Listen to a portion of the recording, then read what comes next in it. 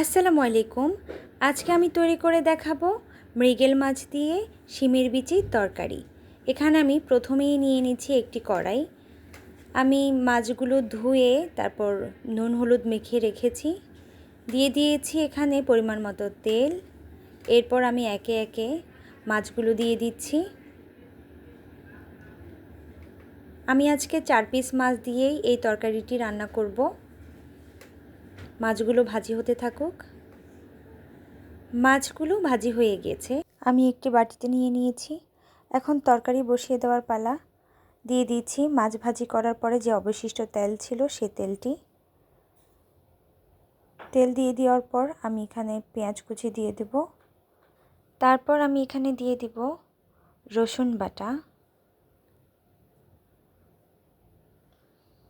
তারপর দিয়ে দিব এখানে পরিমাণ মতো লবণ।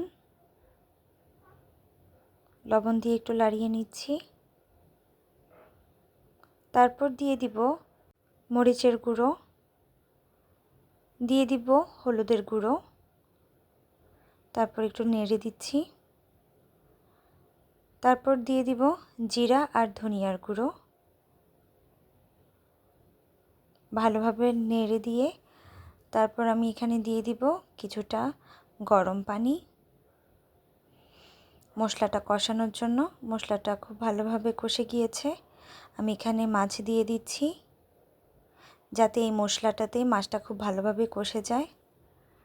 এইভাবে মাছটিকে কষিয়ে তরকারি রান্না করলে তরকারি খেতে খুব সুস্বাদু লাগে। আমি খুব ভালোভাবে মাছগুলোকে উল্টিয়ে পাল্টিয়ে দিচ্ছি।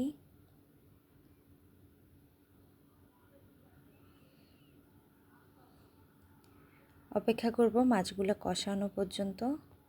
মাছগুলো খুব ভালোভাবে কষে গিয়েছে। এরপরে আমি মাছগুলো একটি বাটিতে তুলে নেব।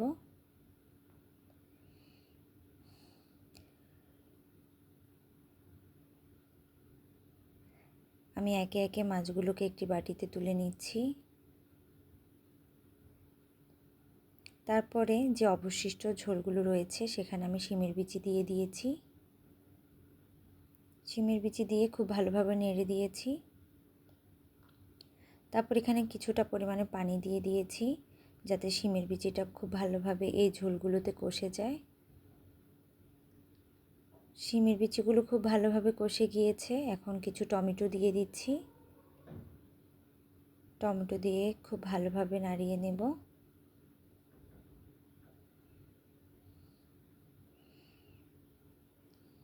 তারপর আমি এখানে দিয়ে দিব পরিমাণ মতো কিছুটা গরম পানি যাতে এই পানিতে শিমটা সিদ্ধ হয়ে আসে।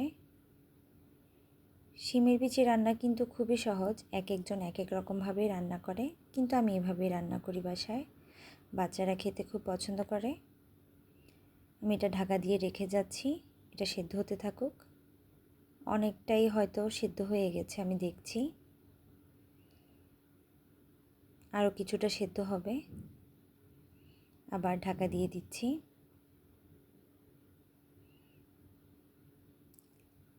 এখন পুরোপুরি সিদ্ধ হয়ে গিয়েছে। একটু নাড়িয়ে নিচ্ছি। এখন আমি এখানে দিয়ে দিব কষানো মাছগুলো।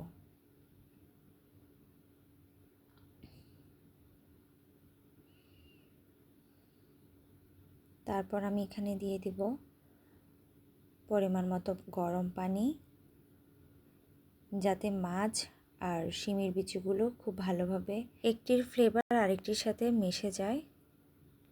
তারপর আমি এখানে দিয়ে দিব গোটা কাঁচামরিচ।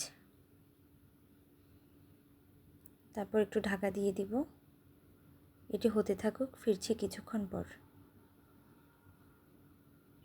প্রায় হয়ে এসেছে আমার শিমের বিচির তরকারি। এখন এটিকে আমি খুব ভালোভাবে নেড়ে পেঁয়াজ দিয়ে বাগার দিয়ে দেব। আমি এখন এটিকে সাইডে রেখে একটি কড়িয়া নিয়ে নেব। দিয়ে দিব এখানে পরিমাণ মতো তেল।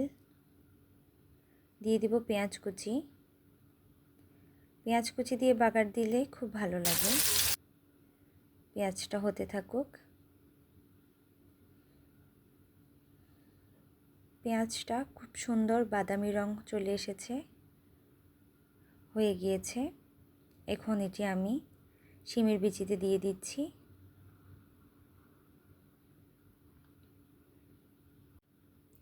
তারপর আমি এখানে আরও কিছুটা গরম পানি অ্যাড করে দিচ্ছি। খুব ভালোভাবে নাড়িয়ে দিচ্ছি। এখন আমি এখানে দিয়ে দিচ্ছি ভাজা জিরে গুঁড়ো। কিছুটা পরিমাণের ভাজা জিরে গুঁড়ো শিমের বিচিতে হয়ে আসলে দিয়ে দিলে খুব ভালো সেন্ট আসে। 2 মিনিটের জন্য এটা আমি ঢেকে রেখেছি। হয়ে গিয়েছে আমার মজাদার সুস্বাদু মৃগেল মাছ দিয়ে শিমের বিচির তরকারি। এই যে দেখুন, খুব সুন্দর একটি কালার এসেছে। এটি খেতে দারুণ লাগে। এটি খুব মজা এবং খুবই সুস্বাদু খেতে।